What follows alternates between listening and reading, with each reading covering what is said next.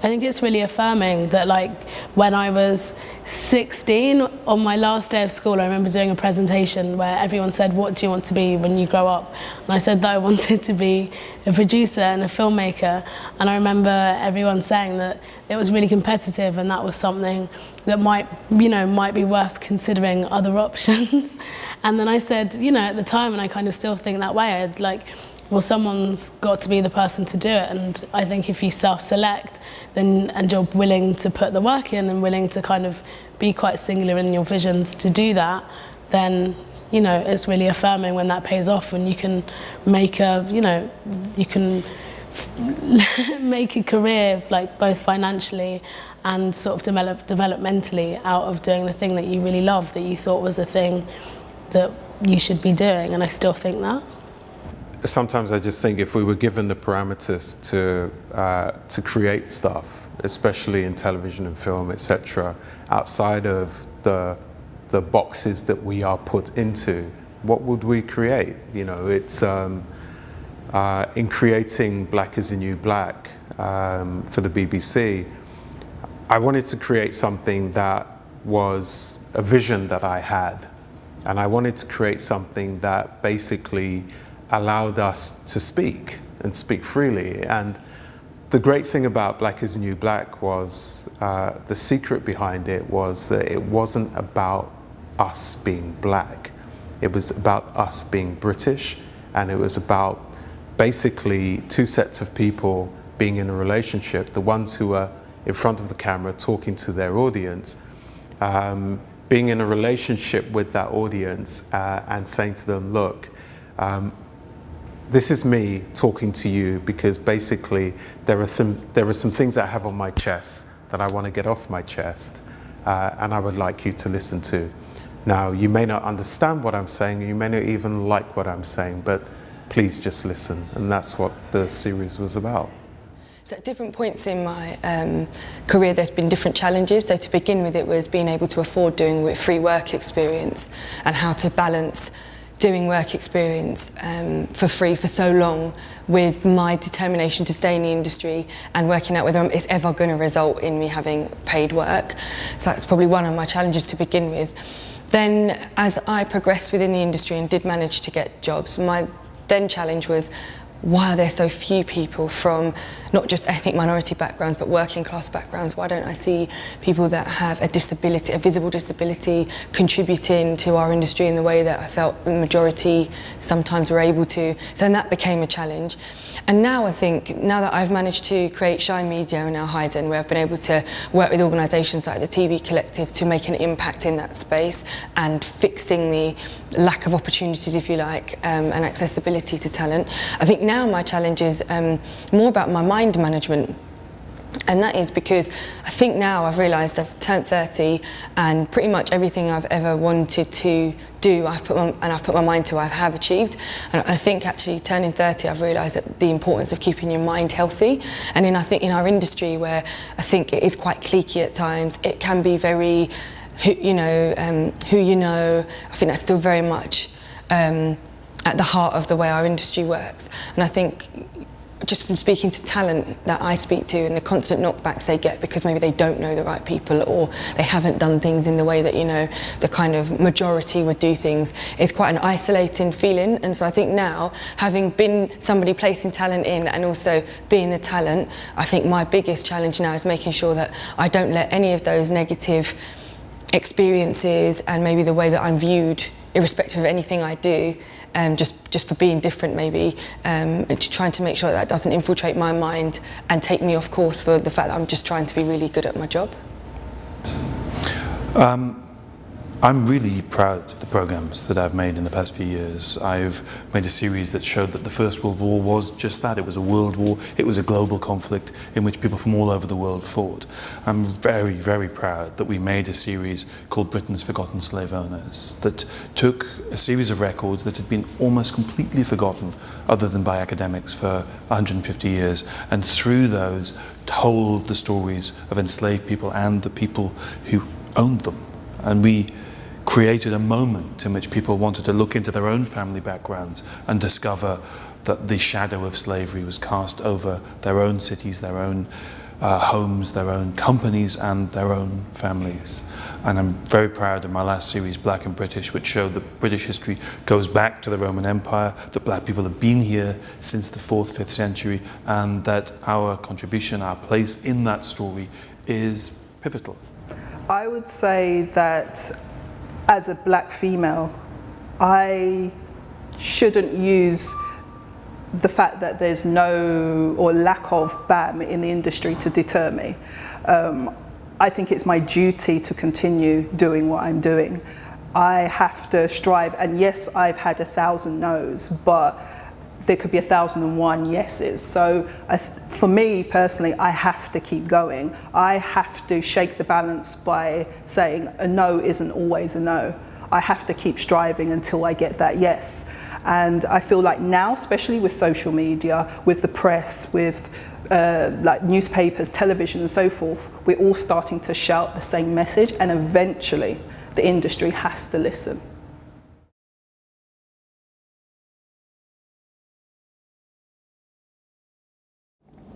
I think there is a difference in Americans, African Americans. You know, they're kind of 300 odd years, blood in the soil, if you like, of that country. So if you don't get what you want, kick off, and they do. They kick off. So it's slightly different here. You know, we've had the Brixton riots and whatnot. That's, I guess, that was our version of it. But I mean, it's just being a bit more positive and not waiting for people that, more often than not, see things through their own not even creative prism, but their own cultural prism. This country's got a very long, rich history of, you know, the monarchy and all that stuff, the Privy Council, lords, ladies, the aristocracy. So there's a whole different set of values, really. You know, people aspire to that. Someone rich, not as someone on the progression, if you like, to making money. The first thing they do is that they buy a big house in the country. And if they make even more money, they buy a big house in Scotland and they start shooting grouse. So the values are different, and so when we're trying to get money from people to be creative, you're dealing with people like that if they went to a school, they probably went to a really smart school, or really a school, and if they met anybody, they'd meet that looked like me, they'd meet the son of an African diplomat or a chief or a prince, and it wasn't kind of relevant. If you're just a normal kid from South London, you've got dreams about making films about your mates who are into hip hop, and they say, well, we don't really get that, and then your mates turn out to be Skepta and JME and Stormzy, and they're like, well, what's going on? There's a kind of bafflement, if there's even such a word. At times I feel, you know, to pick up the paper and they say, oh, look at this guy, Stormzy he did a track with Ed Sheeran. Isn't that incredible? People just not understanding that away from the Islington set, away from the Notting Hill set, there's little groups of people that don't seem to have any idea of what's going on and how the cultural heartbeat of this country is changing.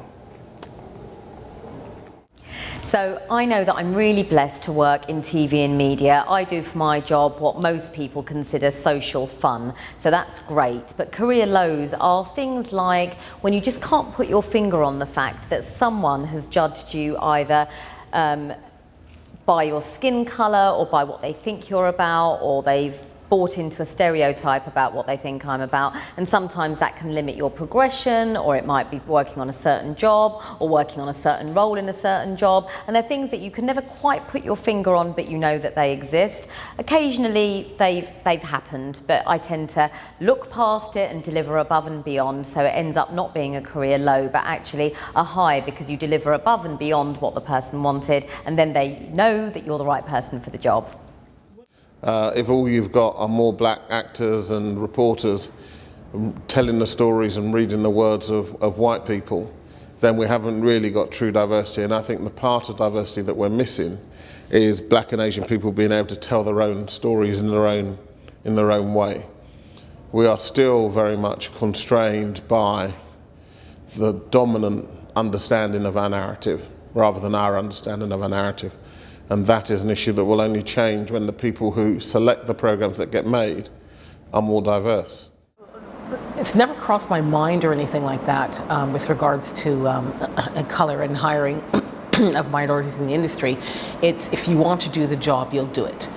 Like, you're not going to have many, you know, black women rushing out to be a grip, sitting in the pouring rain, you know, getting the hair wet 14 hours a day, up and down the stairs at 365 pounds.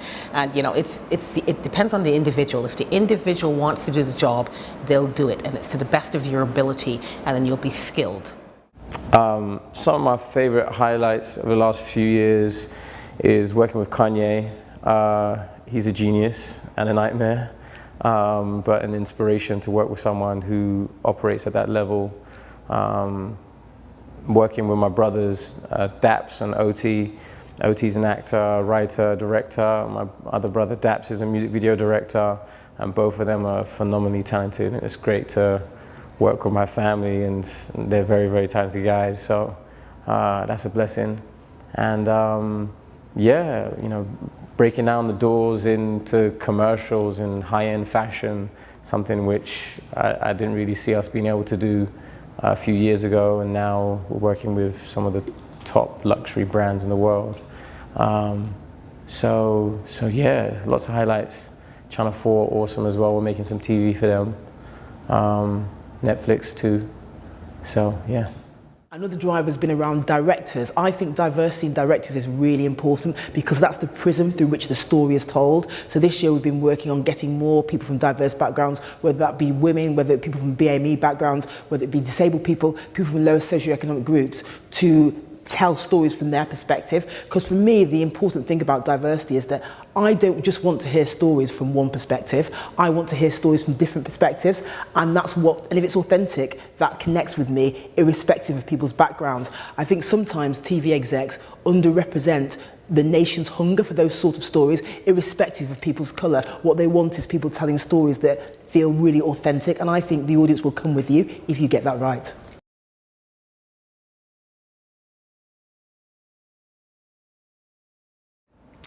Well, I mean, has it got better? Yes and no. And it keeps going up and down. And I think one of the things now is actually, I think we've got better at ticking boxes, as it were. But are we better at understanding the differences between particular kind of groups and what real difference means? And my big worry is that, you know, forget what creative skill set figures, if they say we're going down, or if the BBC's figures or somebody else's figures say we've got more at this percentage or that particular job, etc.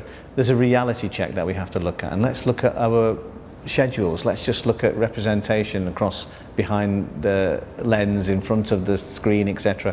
Does it feel right? And I would say it probably doesn't, but it doesn't feel as bad today as I think it's going to feel going forward in a few years' time, because if those demographic change things happen, if we have more and more people who have of a migrant background living in Britain, you know, and they're not all going to like the same kind of programs, and they're all going to want some form of representation. And if that's the case, then I think we need to figure out how we do that, because if we don't understand what that means over the next 5 to 10 years, then what we're going to do is just end up making the same kind of programs, and those people are going to go somewhere else. And at that point, from a business point of view, whether you're a public service broadcaster or a far more commercially orientated broadcaster, then, well, you've lost. You need to figure out, especially, there is a USP, in my opinion, of thinking about what this means. And I think other businesses are planning for this demographic change. I'm not sure that in the media industry they are, and particularly in television. And I think that might be due to the fact that when we think about diversity, we think about ticking boxes as opposed to understanding why it's important. And that all, to me, goes back to the difference of opinions and the difference of thought, and actually embracing what difference means, rather than isolating and thinking this person's a troublemaker, or that particular group of ethnicity or whatever don't feel that they fit in with what our established views are. We need to think about embracing that, because actually we may need to reflect them if we're going to stay in business. The industry, for me, I guess, is like any kind of progress. It's always felt like it's one step forward, two steps backwards, and I think sometimes when you've spent 5 years in it, you think you know it, you understand it, and it'll be quite natural that you'll progress to something else, and then you realise it's not just like that. I think the problem for us, particularly black people in the industry, we can be like crabs in a barrel. There are so many of us that are great and wanting to do great stuff, but the opportunity to do great stuff is very limited. So there may be one job going, and then all of us are piling in trying to get it, and that's quite difficult, especially when it's people that you love and admire. So luckily I've not experienced that kind of any sort of competitiveness. We've all been quite good at supporting each other, and as the universe works, there is space for everybody. Everybody has their journey, everyone has their paths, and I've become more relaxed about that.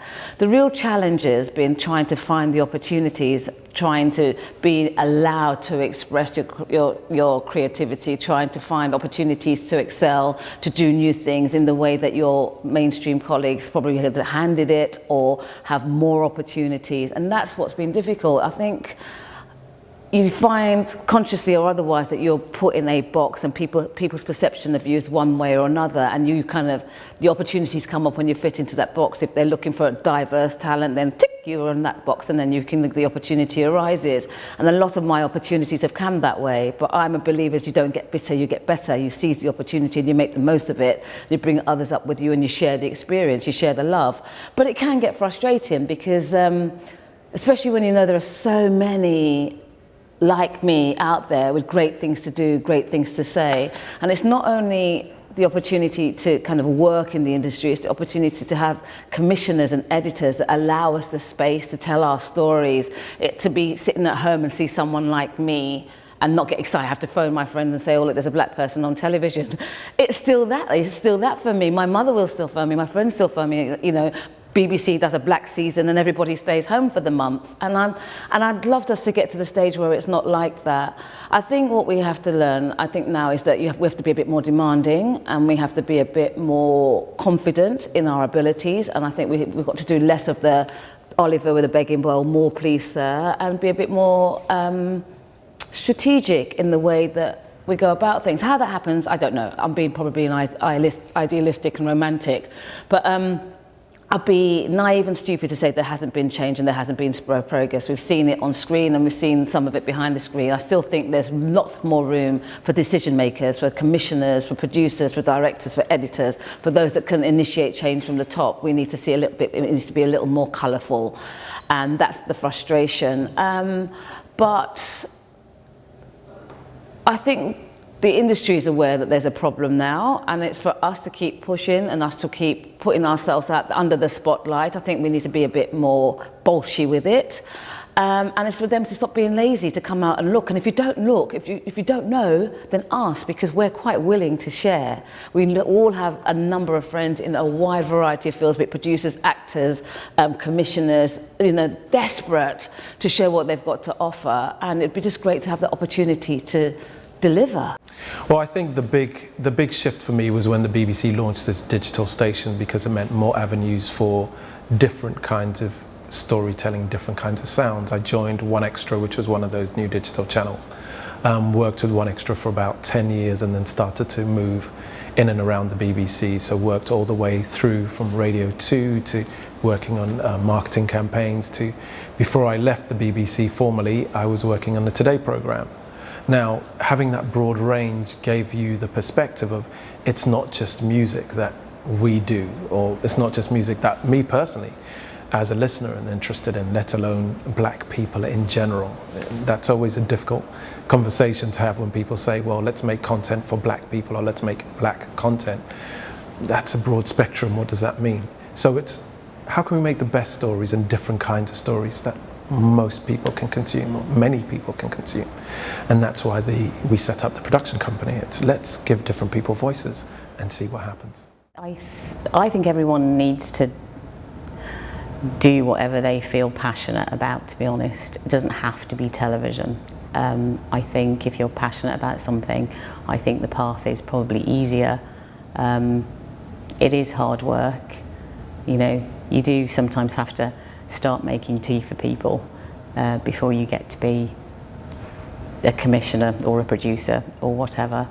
And I just think it's finding, everyone says it's like a cliche, find your passion and, you know, work hard. And actually, it probably is that. It's probably those two things more than anything.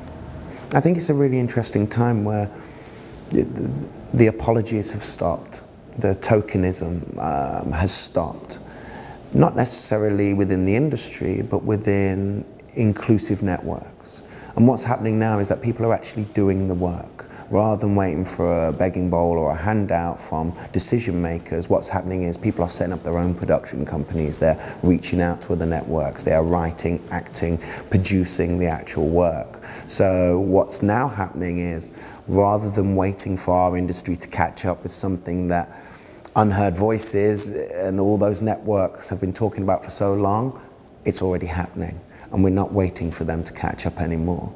And I think we're in a very interesting time in terms of international reach as well. You know, Netflix, Amazon, YouTube shouldn't exist. ITV and BBC and all those things should never have allowed them, never created that gap where something like that could exist. And now what's happening is that these unheard voices, which is still very much kind of finding its footing in the UK industry, is considered a commodity elsewhere. And you see the big boys such as Marvel and Disney and HBO and all of those kind of things understanding not just that it's the right thing to do and that we should have content that reflects the world that we see, but actually there's loads and loads of money in it. And that's what audiences want to see. They want to see more of themselves. They want to see more of their neighbor. And I think what's actually happening now, and the real conversation is, will the UK catch up in time? But what is happening now is that that work is getting created, it is being seen, the avenues are being exercised. And now what's happening is these networks, such as the Powerless, such as our organisation, Triforce Creative Network, they're actually coming together to get the work done.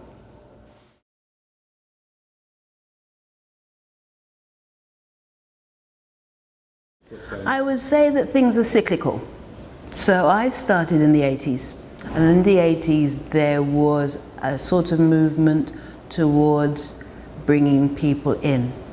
At that time it wasn't called diversity or BAME or anything like that, but there was a drive to bring people in and to get them involved in the industry. And then in the 90s it happened again, and now in the 21st century we're now in the area of BAME, which is basically not specifically black, not specifically woman, just rolling everybody in together.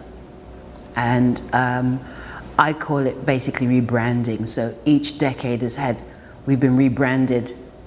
We were ethnic minorities, now we're BAME. I find it annoying and irritating because in my profession, my peers don't need to answer these questions. They don't need to deal with what their race is, their gender is. They are judged on what they can do. I am constantly judged on what I am, which is really annoying because to me that should have no bearing on how good or bad I am at my job, but in the real world, it's all about that. I would say remarkably little has changed. My very first job within television or film was working work experience at Chedo, which was a black film collective, which were trying to do films, and not trying but very successfully making black films about the black Rasta experience, about Tottenham, black experience in Tottenham, black experience in London, about apartheid. And so all the way back then, which was almost 30 years ago, people have been trying to capture the black British experience and the diasporic experience, and you see people trying to do the same now, and it's all the same struggle, and that's been going back for as long as I've been involved in television. So it might take various different forms, but the fight is still fundamentally the same fight, which is trying to make sure that we're represented, our stories are told, and we are able to get our values and our point of view and our voices heard.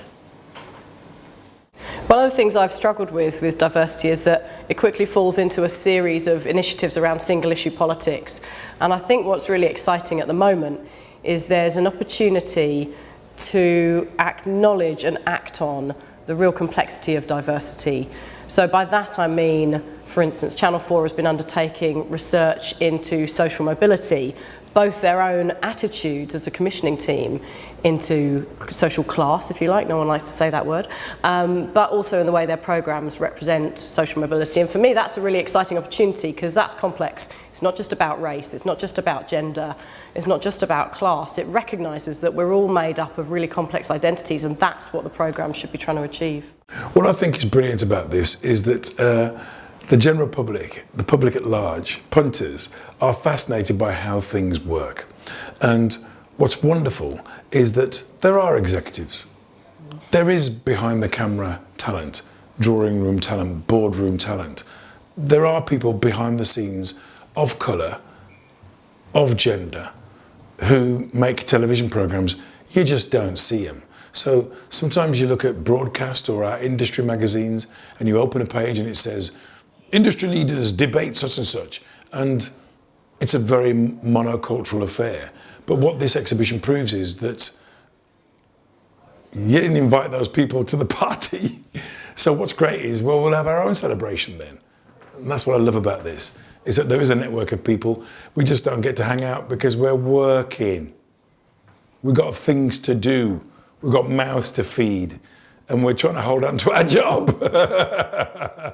And I think one day, we're going to be in a situation where we're not scrabbling for work, you know, where we're appreciated and everybody gets a chance to say what they think and to participate in the big people's conversation. That's what this is about. When do we all get to participate in the big people conversation? Like Woody Allen says, it's almost like drama is the adult conversation and comedy is the kids' table. Well, can we all be at the same table, please? That's what we want. I think over the last 5 years, the broadcasters in particular have set out their stall in terms of what their diversity targets and aspirations are, which they did as a united front. I think we had in 1 year every broadcaster setting out their stall and what their aims were. We hadn't had that before. I think where the slight frustration is for any D&I expert is that we have had to live with this journey for a lot longer than the broadcasters have been fair and transparent with our targets. So to have a BME lack of representation spanning over 30 years with no accountability and no change seems like a woeful misjustice for any organisation, regardless of it being the creative industry or anything. Can't imagine having a target or an aspiration that could sustain 30 years and nobody held accountable for that and nobody actually losing their job over it. So that always troubles me, and it would trouble me regardless of what sector that we're sitting in.